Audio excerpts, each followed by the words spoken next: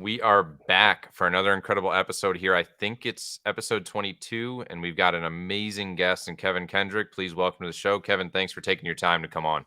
Hey, man, I'm so excited to be here. So thank you so much for having me.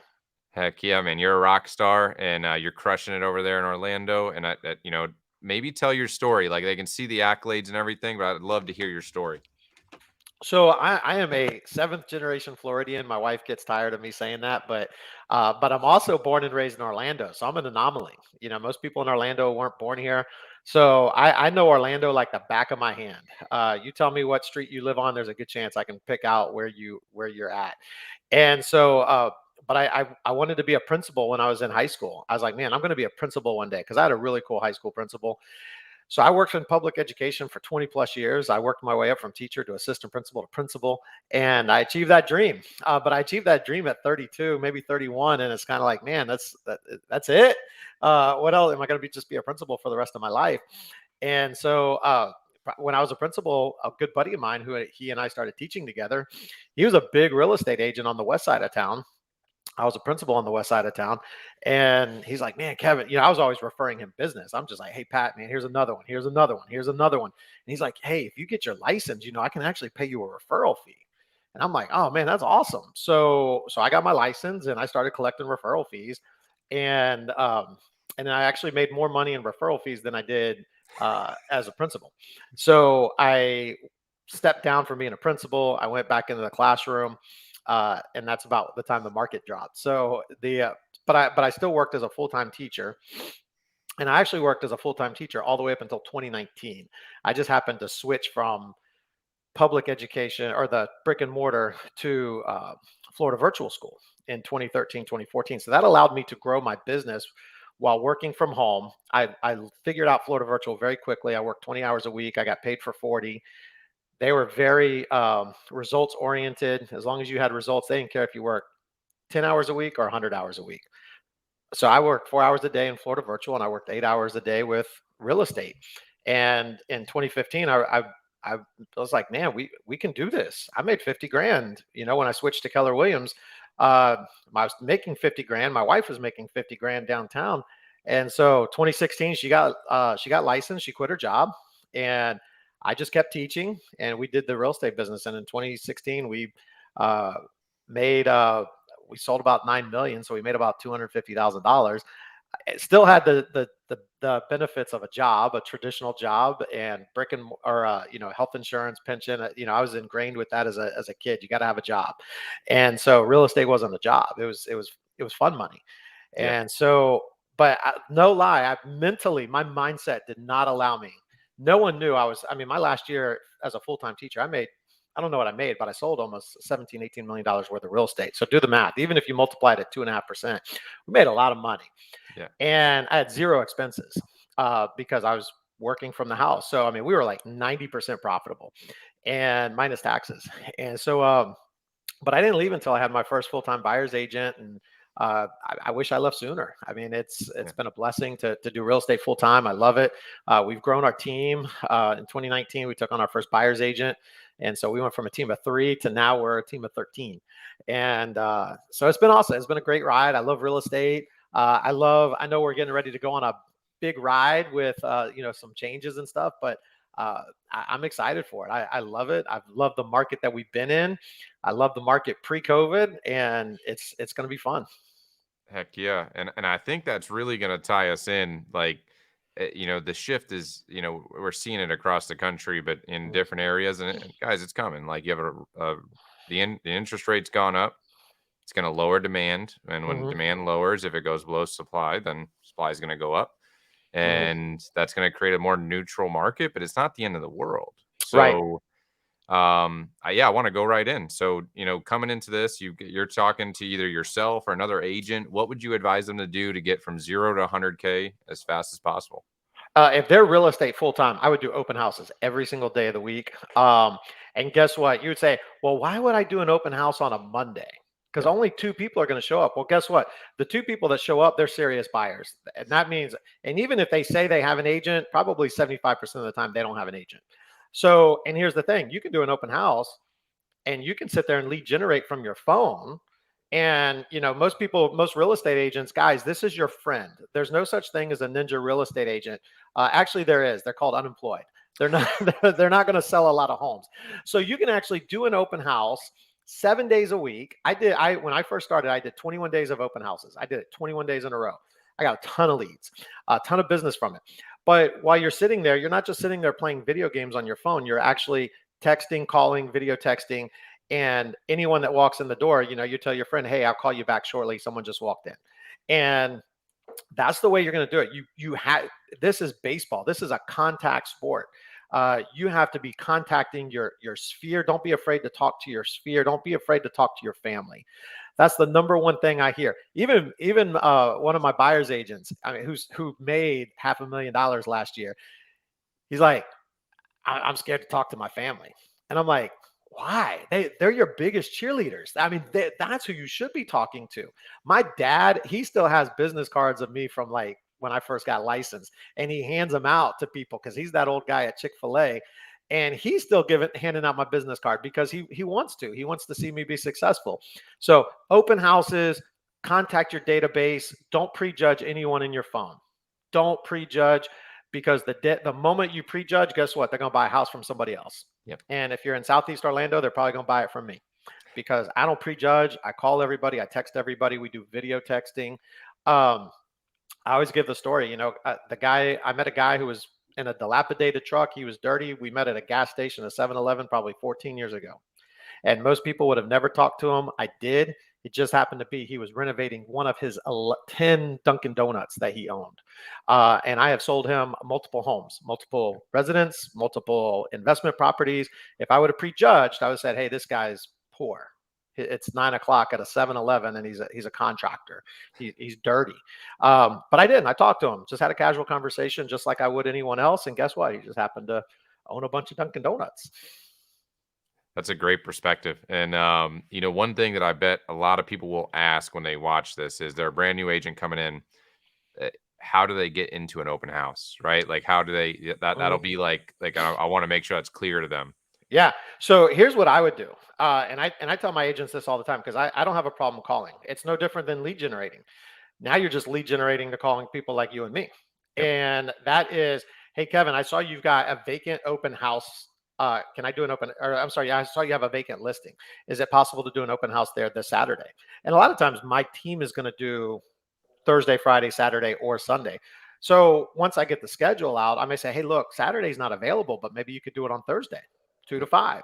And we have our system set up that weekdays are 2 to 5, Saturday, Sundays, 11 to 2. But you got to call. I would text, I would email, I would stay on the agent, because guess what? If my phone rings and I don't necessarily recognize the number, I may not answer it right away. Okay. Yep. But if you send me a text and say, hey, Kevin, my name's James, I'm a brand new agent. I'm looking to do an open house in the area, and I saw that you have a listing at 123 Main Street. I would love to host it for you. And I'm very flexible. I want to get as much exposure for my sellers as possible. So I will probably say yes. Yep. And on the flip side, I know there's a lot of agents that say no. And I know there's a lot of people that don't like to cross brokerages. When I was at KW, our broker was very much, hey, you can't let other brokers or other agents from other brokerages do your open houses. And we didn't. I had enough KW people to fill in. At EXP, I've had a lot of non-EXP agents do open houses for me, and I've had a lot of EXP agents do them for me. I won't lie. I've actually been kind of disappointed. At KW, I'd say, hey, I have an open house. I get 20 requests. At EXP, I put it on a Facebook page with 2,000 agents in Orlando, and I might get 1 or 2. Yep. So for me, if I can't fill my open houses with people in my own brokerage, I gotta find somebody to do it. So, but yeah, I would just call. It's lead generating to get you an open house. Look for vacant open houses, because those are the easiest ones to do on a weekday. And if not, find one in your community. Because that's kind of how I got started. I would call the agents, hey, you got a listing in my neighborhood. I'd love to do it for you. And here's why. I wanted them to see my name. Yep. I wanted them to see Kevin Kendrick, because hopefully my neighbors know me and they're like, dang, Kevin got a listing, or Kevin's in real estate. So it's lead generating, but it's lead generating to do the open houses. But the person who hustles is the one who's going to get it. And I've got agents who text me every Tuesday, Wednesday, Thursday. They say, hey, do you have any open houses for me this weekend? And they're the ones who's proven themselves. And I follow up with them too. I was like, hey, how was your open house? Because I got to give feedback to the sellers as well. Yep. I love it. I love it. And that's double ending too, because you are showing value to your seller and Yeah. you're also giving somebody an opportunity to build their business. So it's huge. Now, the other question I bet people are going to ask is, all right, so I'm reaching out to people on my phone. Like, like I can just see, I'm opening my Mhm. phone. I'm like, man, Uncle Larry's right here. Hi, uncle. No. So what should they say in that spot, right? So like whether it's their uncle, their friend, anybody in their phone, what's a good way to lead in and start that conversation? I'd say hello. So I'm a very personable person. So I don't I am not that. Hey James, it's Kevin Kendrick from EXP Realty. This is a business call. I am not that person to do that. I am going to ask you, hey, how's every just like when you and I logged in before we went live. Hey man, how's business going? How's this? How's that? Yep. And so it's just a conversation. Sometimes it's good to have Facebook open to see, maybe a few of the things that they just did recently with their family, but it's a conversation. Here's what I've learned. If I ask you, how's your family doing?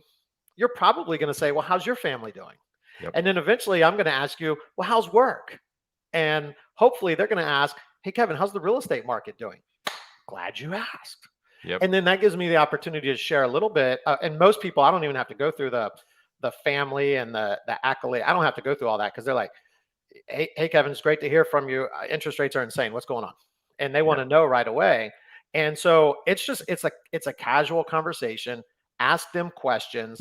Hopefully they reciprocate. And if they don't reciprocate, that's okay. Just be a resource to them. When COVID hit, most real estate agents put their head in the sand because the country shut down. So they're just like, well, real estate shut down. Um, I'm just not going to work. I'm just going to hang out and watch Netflix all day. Those are the agents that have struggled to get it going. We spent we were making 100 calls a day, Yeah. if not more. Hey, James, what you need toilet paper? I'll go get you toilet paper. I mean, we deliver toilet paper to single moms, bottled water, no different than we would do for hurricanes. They're just check-in calls. And now with inflation, you know, James, man, I just want to check in on you. Man, gas is $5 a gallon, man. How are you and your family doing? Are you guys making it okay? Is there anything I can do? I don't cook. Do you guys need like an Uber Eats gift? Anything that you can do to come from contribution to just ask questions. The person who asks the questions controls the conversation. I love it. I love Yeah. it. I love it. I love it. Yeah, man, I think you gave them a ton right there. And what else you want to put them on? Let's see, because we're talking about people. So to me, when you first get started, you got to sell. You got to go anywhere and everywhere. Okay, and but you also want to make sure that you are the go-to person in your community or your neighborhood. You want to be that hyper local expert. And I never knew that. I always just refer to it as farming, and that's my jam. As we're farmers. Um, but before I farmed our entire community of Lake Nona, I farmed my specific neighborhood. And it wasn't until 2019 that I heard Gary Keller say, hey, you want to be the hyper local expert? And I was like, that's me. That's what I want to be. Yeah. And I want to be that resource. I want to be that resource, whether it's for the best coffee in Lake Nona, for a house painter, for a plumber, for an air conditioner. I can't tell you how many texts I get. Hey, Kevin, I need this. Who do you got? And I make sure I say, hey, call James and make sure you tell him Kevin sent you. And then I text James and I say, hey, Shirley's going to give you a call. I sent her. And then that gives me at the end of the year, I can potentially say, hey, James, how many referrals did I send to you? Well, I know I sent you 7. You didn't send me any. So guess what? You got to pick up the pace next year, bro. Yeah. And we did, between my partner and my wife and I, we bought 3 cars and we took them to the same guy to wrap them and tint the windows. And Richard is very aggressive. Richard's like, yo, I'm going to hook you up with a ton of business and I need some referrals. And the guy's like, look, my cousin or my brother is a real estate agent. And so I got to give long story short, he gives us because we give him more business than his brother sends him business. So now he sends his referrals to us. Yep. And so I think it's just, be that hyper local expert. If you're doing real estate full time and you've made it through your phone calls, you've done an open house, go to the local businesses and say, hey, can I do a Facebook Live video right now and interview you? And most businesses will say yes. I went to a business the other day where they're a brand new business. We got asked to come in and experience the spa, which was amazing. And I told the lady, I said, let's go live right now. And she said, no. She goes, I don't have makeup on. So I'm going to go back. But you just want, hey, my name's Kevin. I'm a local real estate agent. I would love to shoot a live video in your mom and pop coffee shop or your mom and pop sandwich shop.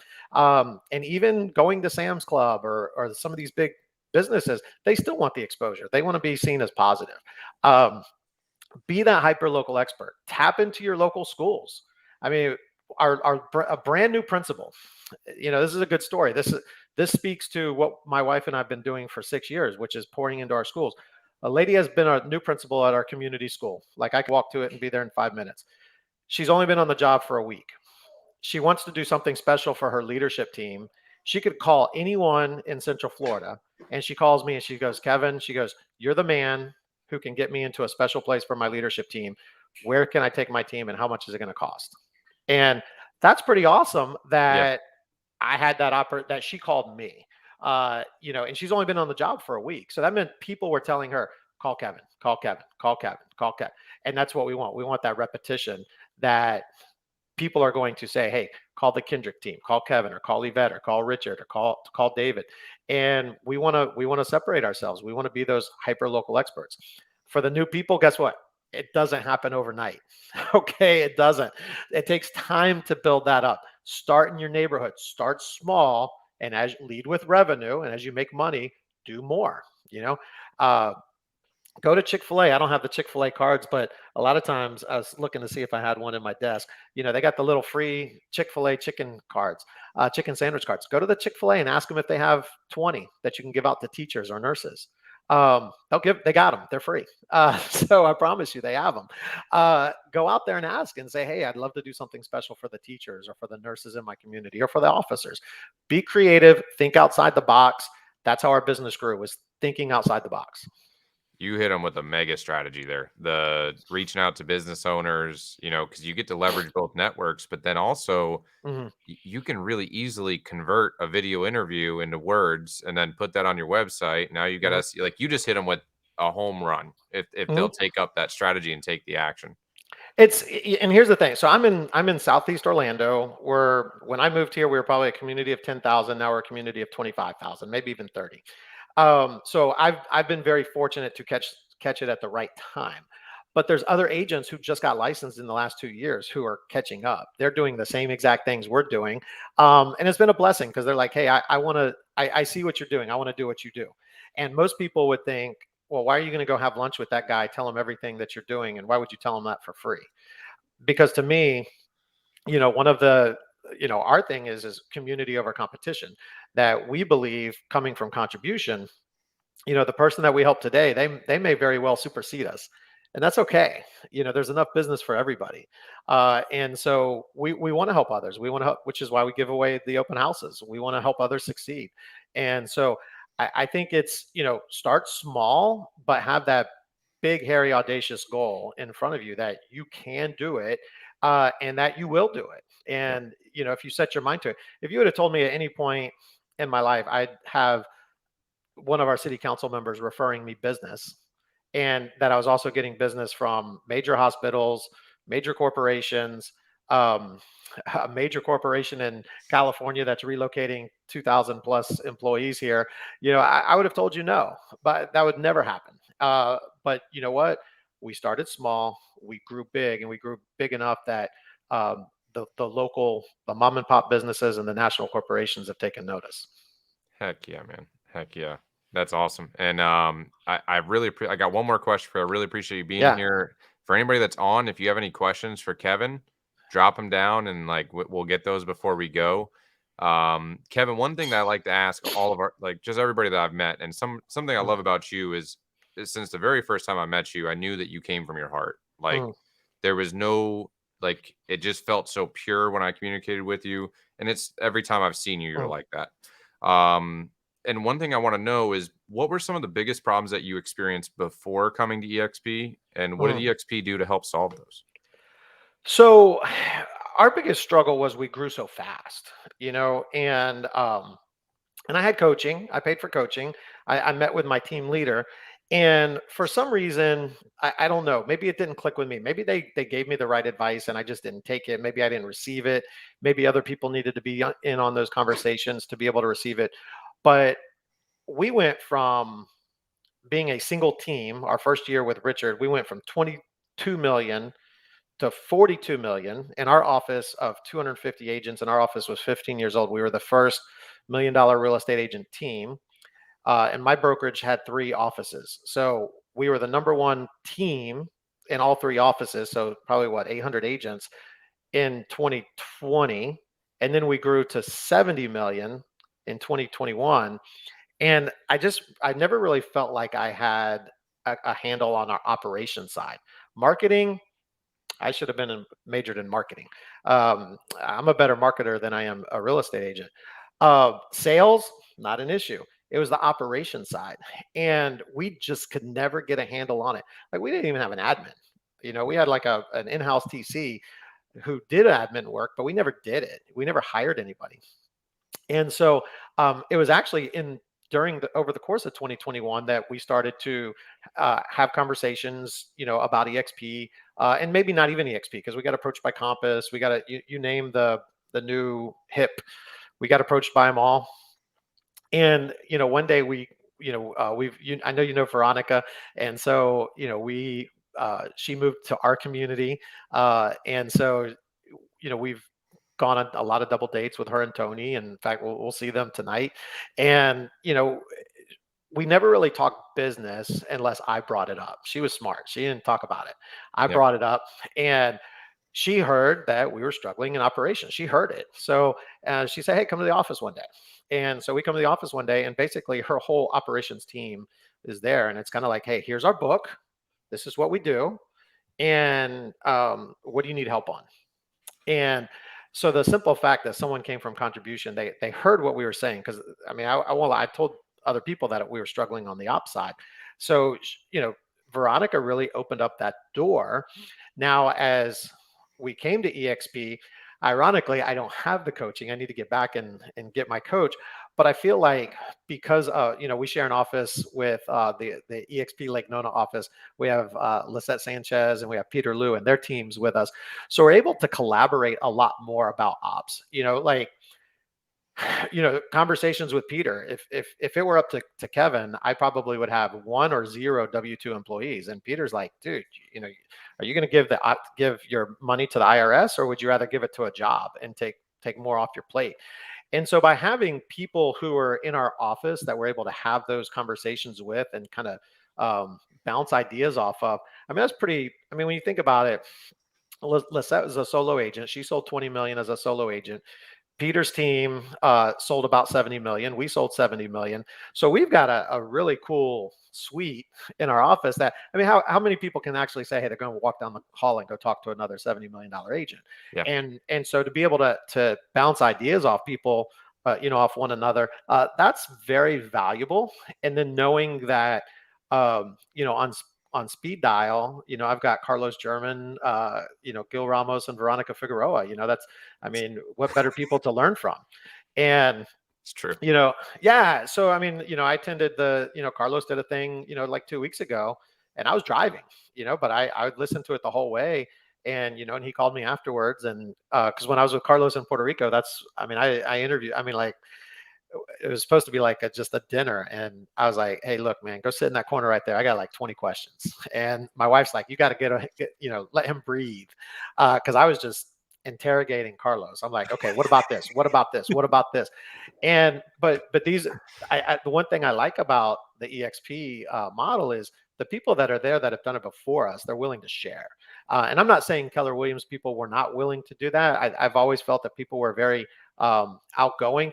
But I always felt like I was going to them, not the opposite of, hey, Kevin, I heard this. What can we do to help you in this situation? And I think that's been one of the biggest things. And then, and not that I don't think this was bad in my other brokerage, but I love the more of the entrepreneurial atmosphere with EXP. Yes. At Keller Williams, I felt like a real estate agent. At EXP, I feel like I'm an entrepreneur. And that I have found other streams to generate income, for our business and for our family. And maybe I just didn't think that was possible when I was, with KW. Uh, and it may have been. I really don't know. But my mind didn't think like that. My mind thought buy, sell, and invest in real estate. And when we were in Cabo together, I was like, holy mackerel, man, you mean we can do this and charge money for it and people will show up and pay us? Wow, I'm down with that. So we found avenues to generate income, and that's really to supplement our business, not to say, oh, we made an extra 5 grand this month. You're right. Like, and it comes from the environment really is I think the shift, like there's so many, and I don't know, I do feel that we're super spoiled, right? Like I Mm, feel like our group mhm. is unreal. Like it's Yeah, just there's so much talent, so much abundance, there's so much heart. And I don't know what it's mm, like to be somewhere else inside of the company, right? But right. man, like everybody, Airbnb, rentals, fix and flips. I mean, look what Israel's doing. Yeah, Like that's insane what he's been doing. yeah. The flip a week. Yeah, it's interesting, and I don't know Israel and Maolin as well as I probably should because they live 5 minutes, 10 minutes from my house. Yep. Uh, but my 17-year-old who's going to be a high school senior, here's his criteria for jobs in the future. He wants to be wealthy and he wants to travel the world. And honestly, I was like, well, I don't know what career can do that. And it was actually in Cabo that I met Maeve and Julie Mar, and they travel, they do their for those watching, they're the Airbnb queens as far as I'm concerned. They're Yep. 27 years old. They graduated from Lake Nona High School, which is where my boys both went. And Maeve was in Cabo, and or not in Cabo, she went to Mexico before she spoke at one of our Lake Nona Realtor Masterminds. And I was like, hey, what were you doing in Cancun? She goes, oh, I'm looking for my next Airbnb. And then we were talking about the Dominican Republic because that's where Yvette and I went. She goes, oh, I'm buying an Airbnb there too. And so I asked her, I said, I'm just curious, how do you decide on where you want to buy an Airbnb? And she goes, I pick based on where I want to travel. And so my 17-year-old hears me talk more about Maeve and Julie Mar and what they're doing at 27 than they hear me talk about anybody else in the real estate world. We were supposed to actually go hear them like 3 or 4 weeks ago, but he got sick, and then they're hopefully we're going to see them at the end of the month at a short-term rental like meetup in Yep. in the Orlando area. But I want, and I've told them, I said, ladies, I'll share with you whatever you want to know on the residential side. I will give you all my secrets. I will take you to Ruth's Chris. You pick the restaurant. Just come and let us just listen to you because I, and I'll be 50 at the end of the year, and these girls are 27, and I want to learn from them, Yep. and I think that's freaking amazing, because if you would have told me I'm going to go to Cabo and my most meaningful conversation was going to be with a 27-year-old, I would have told you no. I I think I would guess that you're like this naturally, but Mm, one thing that I recognize that doesn't exist very much anywhere else is people like you and just like everyone in this group, how open-minded they are for exactly what you just said. mhm, Like there's no feeling of like I've done more than you and you're smaller than me. Like everyone recognizes mhm. that we can learn from each other no matter where we're at in life, where we're at in business, and that's super cool. Like it's so fun to be able to feel Yeah. safe to bring up ideas because there's a lot of people who don't, I don't think. Yeah, and I'll say this too. I think a lot of times it's, especially for those who are watching that are new in the real estate industry, you're like, man, I can't wait to get to where Kevin and James are because then I feel like I'm going to know more, have more wisdom, and you have it all together. No, that just means we have more problems and we're learning more because we're forced to. Yep. And when I was at KW, I had an amazing broker who knew the legal field. He helped write contracts, so he knew contracts and knew state law better than probably most real estate attorneys. And being under him for 4 years and growing our business as quickly as we did, that when my team has an issue, it's kind of like, okay, let me put on my Murray hat. And, I've been blessed. I don't have to go to the world often just because I feel like I was trained very well from Yep. that broker legal perspective that, like we're supposed to have a closing today. There's issues with the house. And I told my agent, I said, call the listing agent. I'll call if you need me to, but we're going to hold back X amount of dollars until it's fixed. And if I did not, but I would not have known that had I not experienced that. over time. And so most people just think, hey, we're just not going to sign. Um, or the buyer, the agent, a new agent will just say, I'll take that out of my commission and I'll pay you. Yeah. And you don't have to do that because the seller can do it. It's contractual.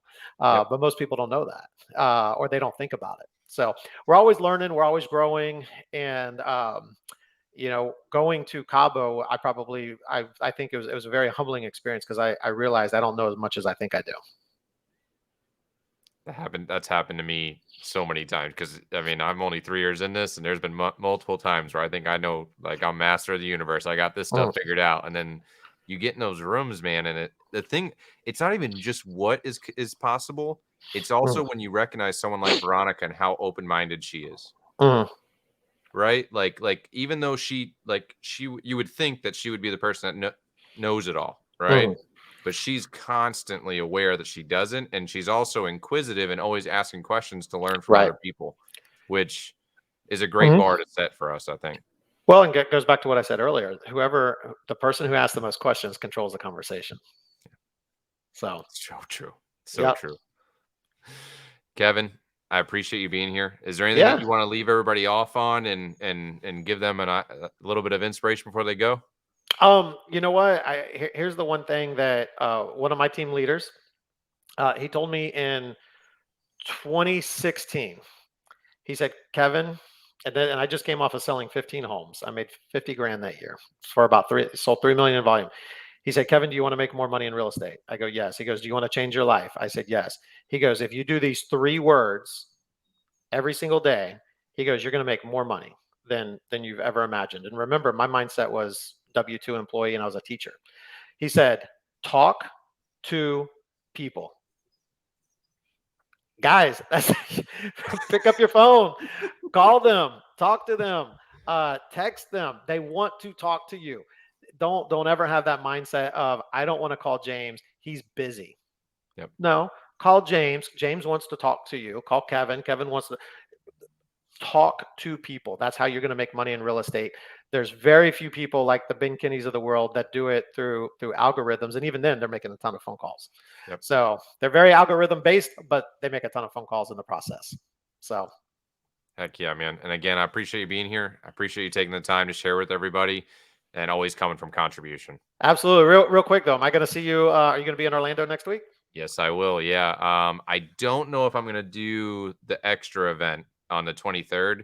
Yeah, Are you doing the Coach Burt? Have you seen that? I don't even know what we're doing. I'm just going to go where I'm told. We're not staying on site just because of We're not either. we're 15 minutes away from the hotel. So We're staying out there. Jen, surprise. So this is a pretty cool story. So like I've always wanted to go to Animal Kingdom oh, Lodge nice. and Yeah, then beautiful. the Serengeti view. And, Hmm. there was like, for as long as I've wanted to do it, it's kind of like, can we afford that?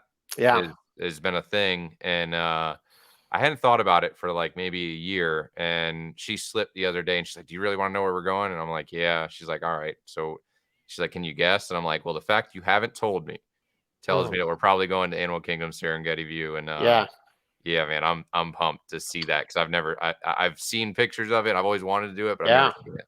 It's been I probably stayed there, gosh, my son was probably 4, so, um, gosh, what, 15 years ago, and so, Wow. yeah, giraffes, like, super close, so that's gonna be amazing. You're not gonna wanna go to the conference, so you're gonna wanna I just probably sit won't, on but your I'll porch. get over there for I'm most excited for Jay Shetty. Have you Yeah, listened to him before? I have, yeah, it's gonna be Yeah. exciting. Heck yeah. Let's get together, man. Let's grab a coffee, maybe grab some lunch, and Yeah, yeah, man. awesome, alright, well, thank you so much. You got it, brother. Talk soon.